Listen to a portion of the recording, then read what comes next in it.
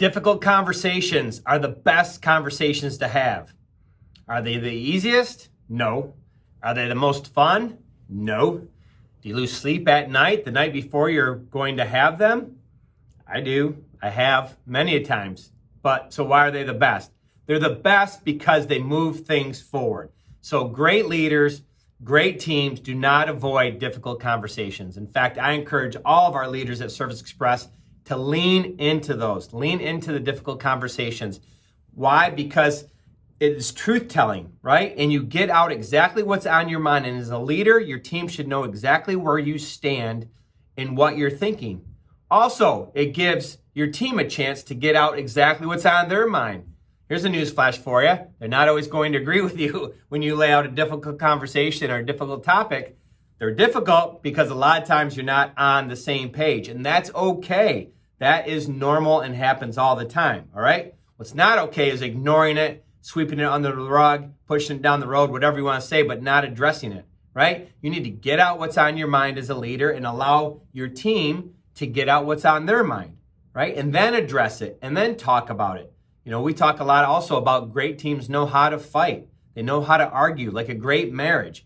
You don't get personal. You don't attack the other person. You don't bring up everything in the past, right? You discuss the subject at hand, stay on the topic at hand, and address that. These are far and away the best conversations to have because they clear the air, all right? They allow you to move forward, and they create trust. Probably most important is they create trust because there's never a doubt. I think my team could tell you they never doubt where they stand, positive or if there's anything negative, right? And they always know what I'm thinking. They always know what's on my mind. And that way we have trust. There's never a hidden agenda. There's never a wonder what Ron's thinking or doing, right? And I like to think that I always know what's on their mind. And if I don't, I pry for it. They'll tell you that too. If we're in a meeting and I bring up something or I say something, and I do this through Zoom too. This is done really well through Zoom, and I see a facial expression or a body tick or whatever. I'll call it right out. Be like, whoa.